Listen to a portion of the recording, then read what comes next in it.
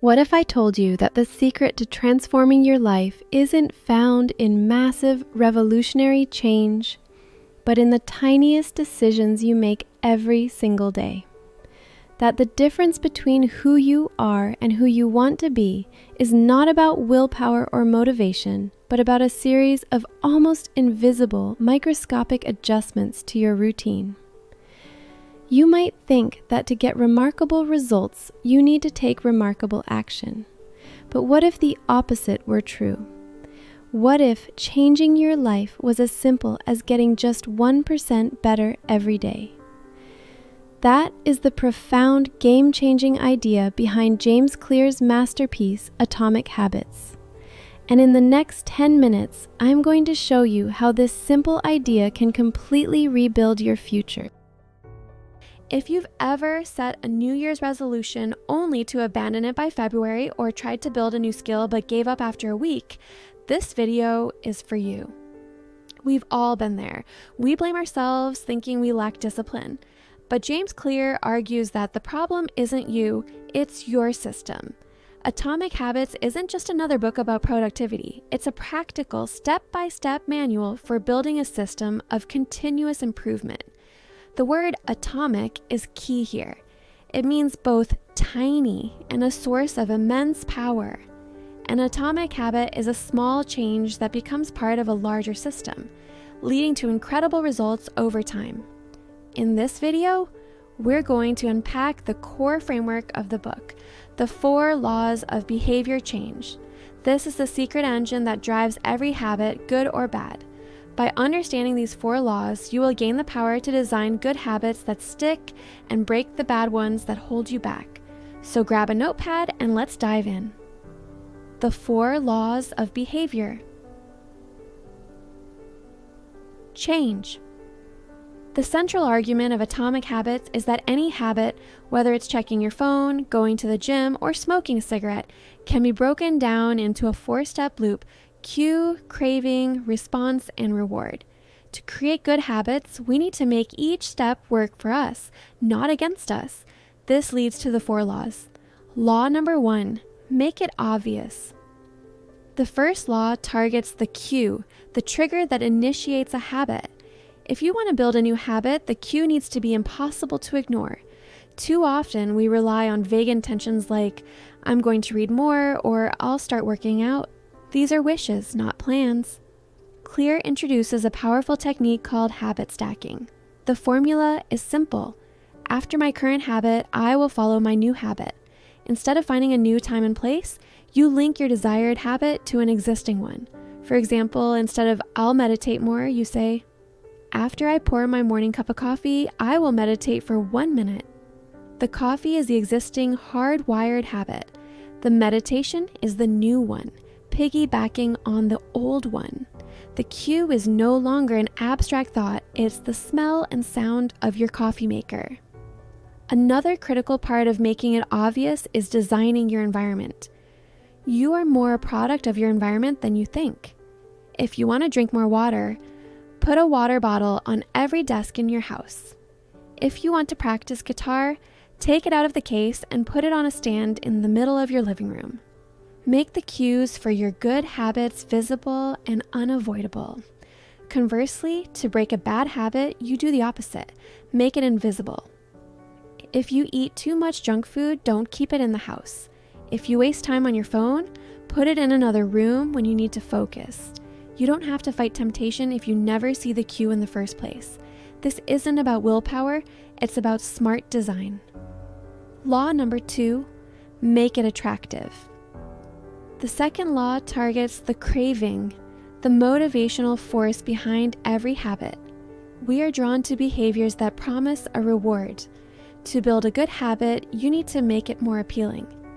Clear strategy for this is called temptation bundling. You pair an action you want to do with an action you need to do. The formula is, after completing the habit that I need, I will go to the habit that I want. Let's say you need to exercise, but you want to watch your favorite Netflix show. You can make a rule for yourself. I only get to watch Netflix while I'm on the treadmill. Or, After I do 30 minutes of cardio, I will get to watch an episode. You're bundling the long-term reward of exercise with the short-term pleasure of entertainment. This works because it rewires your brain. You start to associate the difficult habit with a positive experience. The craving for the want pulls you through the need. You'll start to look forward to your workout because it means you get your reward. This is also about joining a culture where your desired behavior is the normal behavior. If you want to get fit, join a gym where people are serious about fitness. If you want to read more, join a book club. When you see others around you performing the habit, it becomes more attractive and socially reinforcing. Law number 3, make it easy. This might be the most important law of all. It targets the response, the actual habit itself. The biggest mistake we make is trying to do too much too soon. We think, I'm going to run a 5K every day, and then we burn out after 3 days. The secret, Clear says, is to reduce the friction. Make your habits so easy to start that you can't say no. This is where the 2-minute rule comes in. When starting a new habit, it should take less than 2 minutes to do. Read before bed becomes read 1 page. Do 30 minutes of yoga becomes take out my yoga mat. Study for class becomes open my notes. The point isn't to get results in those 2 minutes. The point is to master the art of showing up. A habit must be established before it can be improved. Anyone can read 1 page. Anyone can take out their yoga mat. By making it easy to start, you build the identity of a person who does that thing. You become a reader. You become someone who does yoga. Once you've mastered the first 2 minutes, you can improve from there. This is about making the starting ritual effortless. Automate where you can. Prepare the night before. Lay out your gym clothes. Put your book on your pillow. Remove every possible point of friction between you and the habit. The less energy it takes to start, the more likely you are to do it. Law number 4, make it satisfying. Finally, the 4th law targets the reward. For a habit to stick, it must be satisfying. Our brains are wired for immediate gratification. A good habit, like exercising, often has a delayed return. The reward, better health, is months or years away. A bad habit, like eating a donut, provides an immediate reward. This is why we fall back into bad habits. The reward is instant. To fix this, you need to add a little bit of immediate pleasure to your good habits. The feeling of success is a powerful signal to your brain that a behavior is worth repeating.